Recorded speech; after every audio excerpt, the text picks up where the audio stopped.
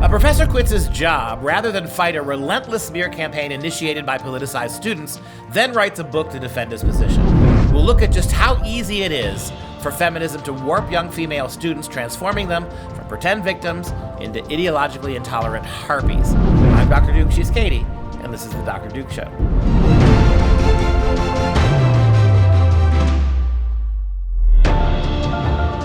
Hello, everyone, and welcome to the Dr. Duke Show, the only program that keeps you educated on the craziness impacting K-12 classrooms and college campuses around the world. Today, we start with a journalism professor who was forced to leave his job following a slew of Me Too allegations and a new book that finally tells his side of the story. And it is a sad commentary that he felt he had to leave academia before anyone would listen to what he had to say. It shows you how warped these investigations are. I remember on one of my campuses that I taught at, a false claim was leveled against me.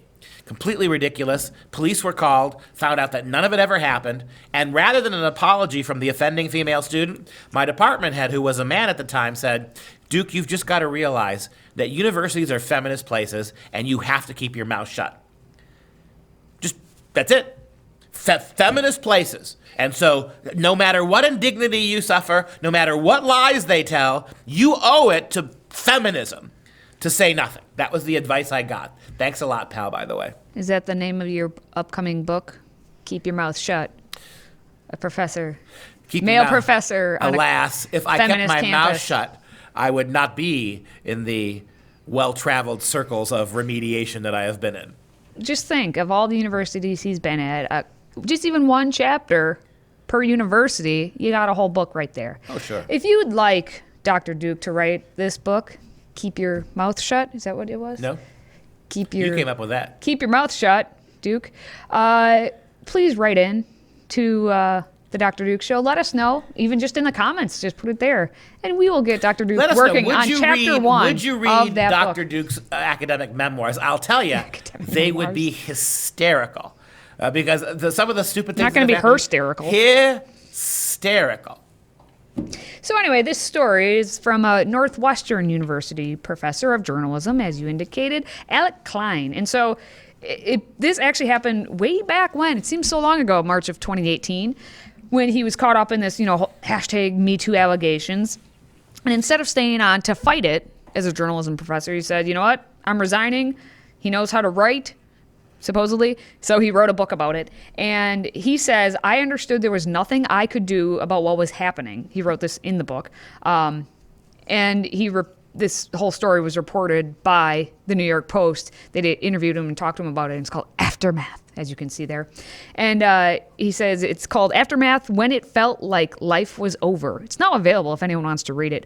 And I guess he details the allegations that were put against him, the evidence that actually contradicts the claims that was then ignored by the media. We've heard this kind of a story before. I can't say if that's true or not, but this is the story that we hear But you many a time. But you have seen, in my case, a number of stories like this, right? You've sat through... That means I will be in the book. So make this book happen so that I can get put in the dedication or something. But you know what I'm talking about. You have seen the allegations against me, and you've seen all that exonerates me, and you've seen how fast and loose it's happened. How many times have you said to me, well, they're under no obligation to be honest with you. They're journalists, right?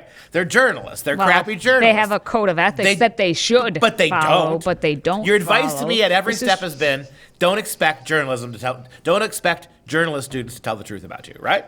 I don't think that's an exact quote. I will make it better for the book when it comes out, so it looks great when you guys read it. But maybe that's what we'll do. How about this? 1 year from today, at the latest, I should have a book that a signed copy that I should send out to everybody. Signed copy. Should we take January of 2022? I will sign my name on the dedication page, since that's where it will be mentioned. So here's my thing, people. If I have a book for you starting January of next year, let us know on the Dr. Duke. Although there's nobody listening now because all of our platforms have been censored. This is true. To the 5 of you that still can hear us, let us know if you'd like to read the memoirs of Dr. Duke. I'll start with graduate school. Don't call it memoirs. Boring give you one title. Example. One example. I was sitting in a graduate course at Purdue, and it was a course on the mid-20th century novel. Ooh. And we had a great professor. She was the chair of the department. Margaret Monroe was her name. Little feisty Scottish woman.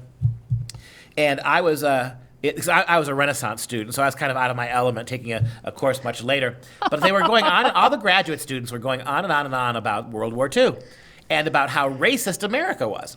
That who do the Americans think they are? Why did they get involved in the war? How dare they? They should have stayed home. It wasn't their place. They had no right to fight back. If Japan bombed us, It had to be for a pretty good reason. This is 1993, by the way.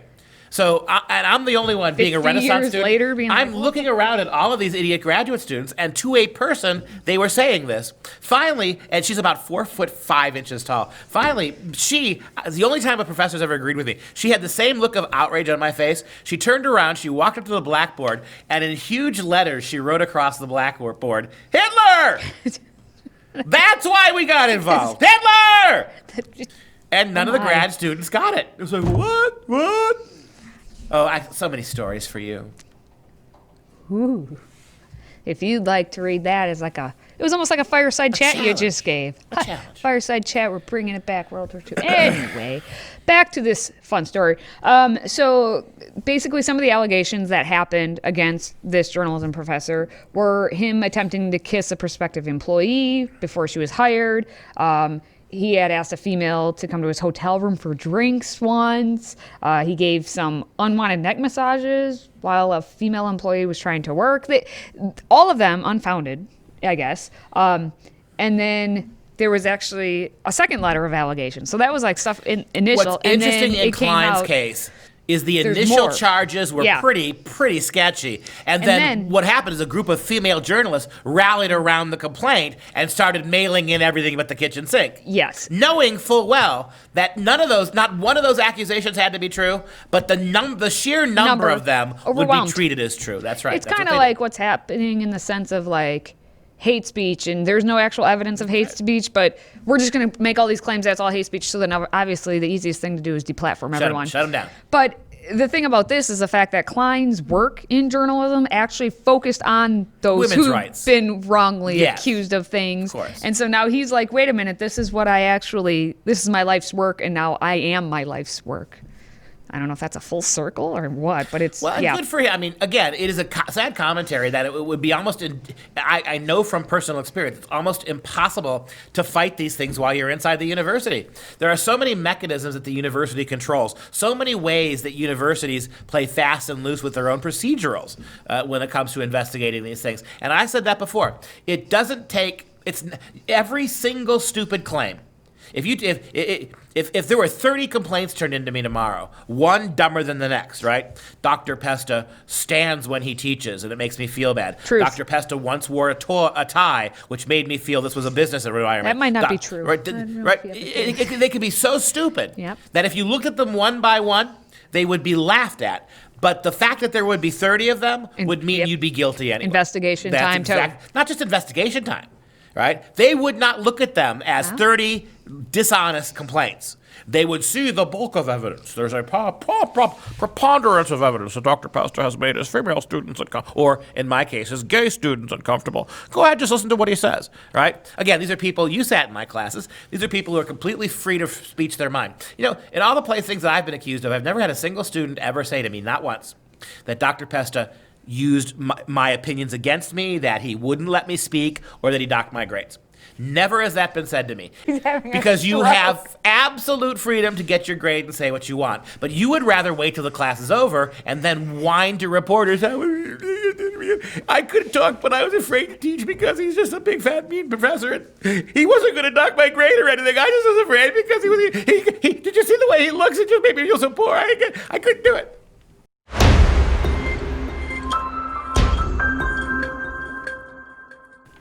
It appears that no one in Dr. Duke's classes get docked for their grades, and no one in a University of California Riverside class get docked any percent at all for anything whatsoever, because you get a 100 and you get a 100, and gall darn it, everyone gets a 100%. Stuart Smalley.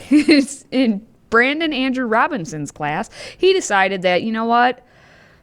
I think everyone just deserves to get 100 on their final, because finals, who does that? He's a gender studies professor. Of course he is. So, he proudly announced on Twitter, I canceled my students' final and just gave them all 100 on it. And I structured my winter classes around not having a final. I don't know. Maybe we should just abandon the construct that is the final.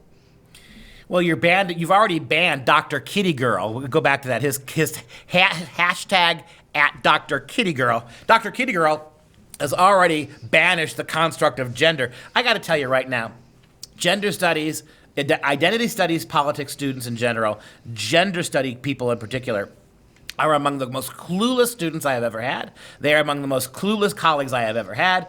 They go back to this clown. Put his business up here. There he is, Dr. Brandon Andrew Robinson, otherwise known as Dr. Kitty Girl. Now let's take a look at some of the stuff here is his platform here, right? He is a California gender studies professor who went from obscure queer studies scholar to social media infamy and one after them, they, them. Nice pronouns, right? And there he is wearing his gold bling, looking ironically at the camera, his new book, right? Taking it to the streets. So he wasn't done when he talked about his original tweet of giving everyone 100. Then he had to add on to that saying, I mean, is there any studies or proof that shows that finals are good or actually do something? He has not taken an English grammar course ever. So, I mean, is there any studies, Dr. Duke? Well, my point is that if your university requires it, you have to do it. But in his case, somehow I don't think he'll get punished. Oh, no, he can do whatever he wants. But again, notice, and he makes it very clear, I know you're going to talk on this coming up, he basically says that the reason he doesn't want to do it is why? Yeah, so he loves teaching. The couple days prior to the whole finals tweet, here's Dr. Kitty Girl. I love teaching, heart-shaped emoji. I just think I dislike everything else involved with it, like prepping and grading, and I don't know, I'm going to go with actually doing the work of what a professor is supposed to do. But listen to what he says. I just want to stand there and lecture them. I don't want to have to even be prepared for my own classes. I don't even want to have to have read what the kids have been assigned to read. I just want the privilege for California, $120,000 a year. I just want the privilege to stand in front of a classroom and tell them what I think. I shouldn't have to grade them. I shouldn't have to hold them accountable. Why should I have to tell? I'm Dr. Kitty Girl. I should just be able to stand in front of a class day in and day out and never have to grade a paper. And I'm going to go down a rabbit hole on this one, but based on the timestamp being at 11 a.m. for that tweet, it means it was probably pre-made and set to be released at that time. So he probably put a lot of effort into finding that heart emoji and that crying emoji just so that little tweet could get out to the world, just to let everyone know that I love teaching. Maybe this is the problem with academia, that every professor wants to be something else. He wants just to be a public lecturer. He doesn't want to actually be a professor. Identity studies, politics professors don't want to study history. They just want to gripe about gender and race and class. History professors are just revisionists. I mean, at what point has the academia been taken over by people who really don't seriously want to do the work to be academics? What is it then, Dr. Duke? What is it that you want to do? As a professor?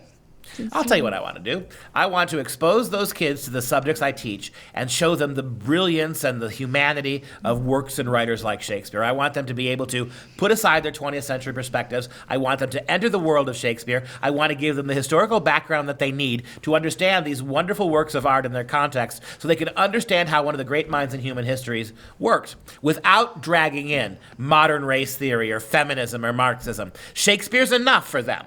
Trust me, he's enough. I want to be a janitor, a gatekeeper. I want to open the door and show them around the mind of Shakespeare and have them come away as amazed as I am. I don't want to force my worldview on theirs. I don't want them to go vote the way that I vote. I don't want to reduce them to little agitators and agitprop engagers of my own political worldview. That's what I want. You asked me the question, I just gave you an answer. Well, then you wouldn't be able to write this book called Coming Out to the Streets, Gender, Sexuality, and LGBTQ Youth Homelessness. Now, this book, written by Dr. Kitty Girl, was published by the University of California Press, and it's a multi-site ethnographic study on lesbian, gay, bisexual, transgender, and queer LGBTQ youth homelessness in Central Texas. So you're talking about Shakespeare over there, but he got a book written. Yeah, and what did he do? Hung out with his gay friends by the skateboard park. I do not know. Right? I mean, please.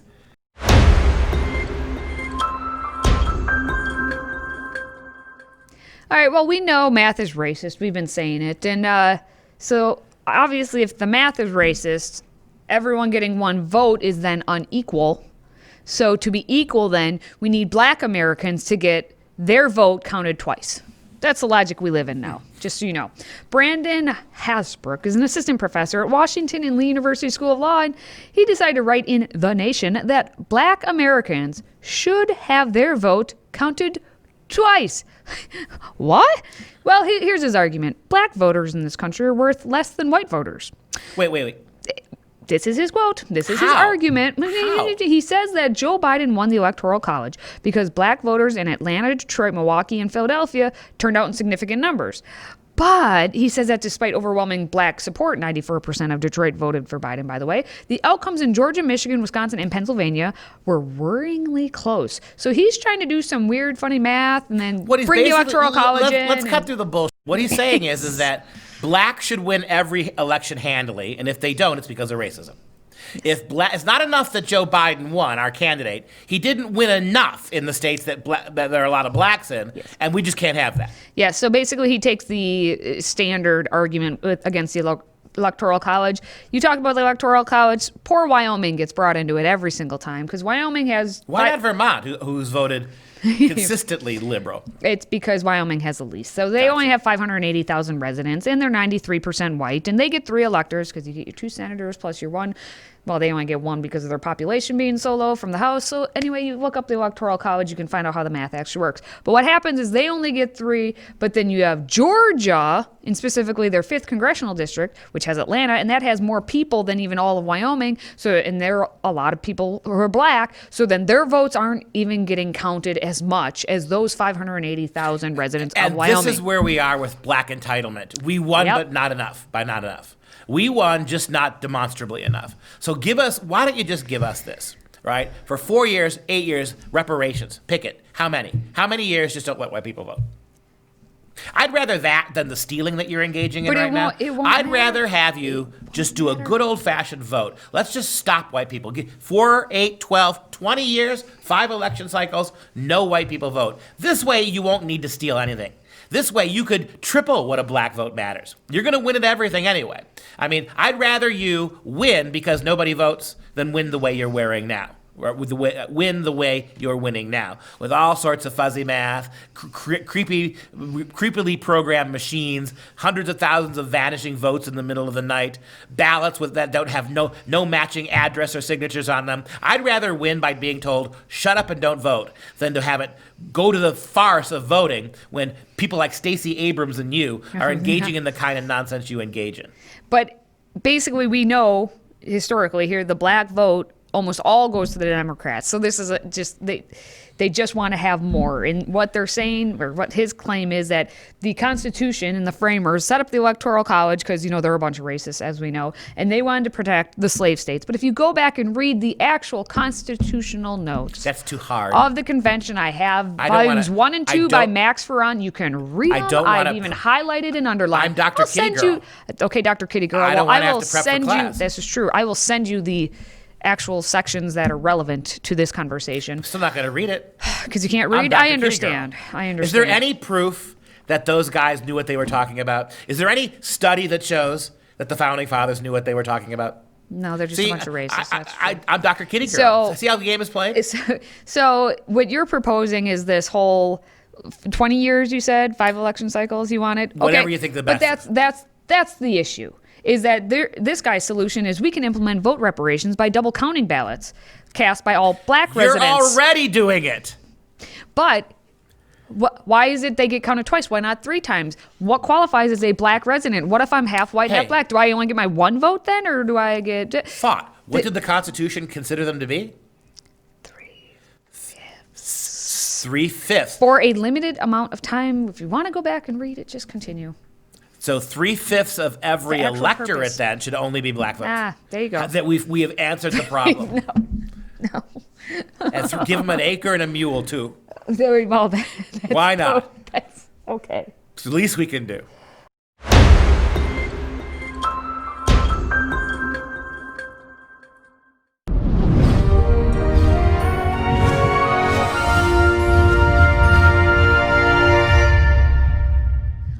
It's time for some real education. Well, way back when, 1908, G.K. Chesterton wrote Orthodoxy. It was an important work of Christian apologetics. And in the preface, Chesterton explains that his purpose is to attempt an explanation not of whether the Christian faith can be believed, but of how he personally has come to believe it. Now, Chesterton's view of Christianity is quite new and unexpected. He sees it as the answer to natural human needs, the answer to a riddle, in his own words, and not simply as an arbitrary truth received from somewhere outside the boundaries of human experience. Yeah, and that was unique. I mean, let's not quibble about whether it's... Lewis did this in the Screwtape Letters. He said, beware of the historical Jesus, right? Beware of reducing Christianity to whether or not Jesus lived, or what kind of job he had, or what he was doing for the 20 years before he came out in his ministry, or what kind of robe he wore. Forget that. Forget the historical Jesus. That's not the point of Jesus. And I think Chesterton is doing something very similar. It's not whether or not historically Christianity is worth believing. It's how I personally came to believe. And I think that's the story of almost every serious Christian, right? I don't think anybody was historically talked into believing in Christ. I think people who come to Christ because of what Christ has to offer in terms of his gospel message and his healing and teaching ways. And I think Chesterton does something very similar here. So I'd like to take a short passage from Orthodoxy, which was written in 1908. Chesterton writes, because children have abounding vitality, because they are in spirit, fierce and free. Therefore, they want things repeated and unchanged. Have you ever asked yourself that question?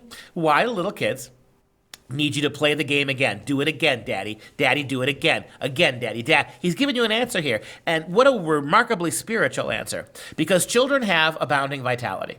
Because they are in spirit, fierce and free. That is why they want things repeated and unchanged. Children always say, do it again. And the grown-up person does it again until he is nearly dead. For grown-up people are not strong enough to exult in monotony. It's not the kid. When the kid finds something he likes, when the kid finds something that's true, he wants you to give it to him every day. He'll read the same bedtime story for 2 years because the little child has found truth in it. When we grow up and become adults, we lose the ability to enjoy what's true. We need newfangledness. We need something false, maybe, to break up the monotony of truth. The weakness is with us, right?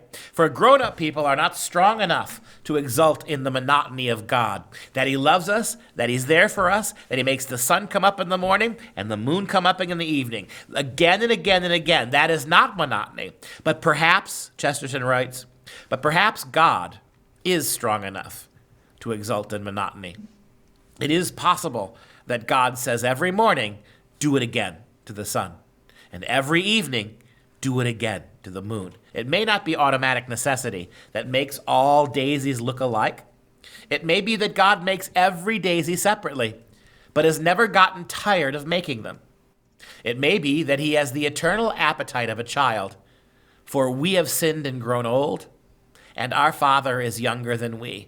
Our Father has much more in common than the childlike wonder that says, do it again, Daddy, than we who've grown old and sinful and lazy and can't stand the monotonous of the great truth of Jesus Christ.